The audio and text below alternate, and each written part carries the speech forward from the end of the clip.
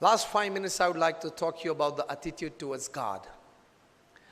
कई लोग आस्तिक है, कई लोग नास्तिक है, अपने अपने हिसाब से सब विचार करते हैं, सोचते हैं, चलते हैं जीवन में। लेकिन एक बहुत बड़े एस्ट्रोनॉमर फ्रेड हॉयल ने बताया कि it is advantageous to believe in God than not to believe. Professionally भी आप भगवान में मानो, अच्छाइयां बुराइयां के लिए नहीं, छोड़ दो, मोक्ष के लिए नहीं हो, छोड़ दो। प्रोफेशनल तो है आप, वैश्य फेडरेशन तो हो, व्यापारी तो हो, तो व्यापारी के ढंग से भी आप भगवान में मानो तो भी जीवन में बहुत बड़ा लाभ है। Thousands and thousands of papers have been released in national and international seminars where faith in God, meditation, नाम स्मरण, भगवान की मूर्ति के दर्शन, मंदिर जाना, उसके फिजिकल, मेंटल और इमोशनल लाभ साइंटिफिकली प्रूव हुए हैं। कभी ये बात भी 1 घंटे तक करेंगे कि जो 9धा भक्ति श्रीमद् भागवत में दी गई है, श्रवणम कीर्तनम स्मरणम पाद सेवनम अर्चनम वंदम दास्यम सख्यम आत्मनिवेदनम, 9 प्रकार की भक्ति, भगवान का नाम स्मरण करना, भगवान को दंडवत प्रणाम करना, इसके फिजिकल, मेंटल और इमोशनल लाभ कितने हैं। फॉर एग्जाम्पल, हड्डियां कमजोर हो जाती है, उसको बोलते हैं ऑस्टियोपोरोसिस, जल्दी टूट जाती है। अभी रिसर्च 1 महीने पहले हार्वर्ड यूनिवर्सिटी ऑफ पेंसिल्वेनिया में हुआ कि जो भारतीय शास्त्र में मंदिर में जाने के बाद मंदिर की मूर्ति को जो साष्टांग दंडवत प्रणाम करते हैं, अगर वो साष्टांग दंडवत प्रणाम 11 से 15 अगर रोज करे तो वो व्यक्ति को कभी ऑस्टियोपोरोसिस नहीं हो सकता। यूनिवर्सिटी ऑफ पेंसिल्वेनिया में।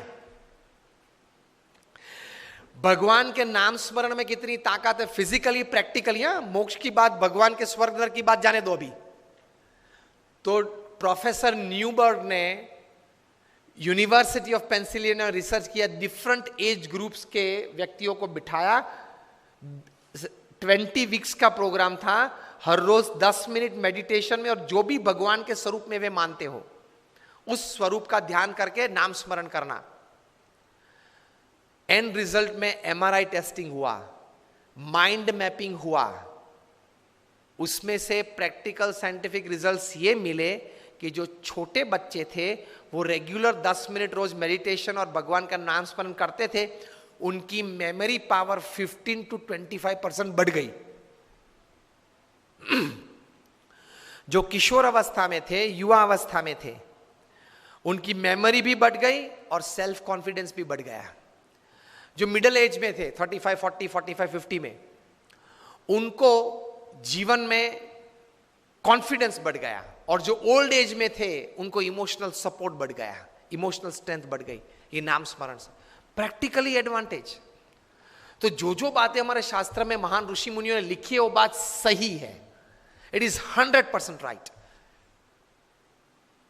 Absolutely right. तो एटीट्यूड हमारे शास्त्रों, संत और भगवान के प्रति ये आस्तिक भाव का रखना, उसमें कुछ लेना देना तो है नहीं, उसमें कुछ लेना देना तो है नहीं।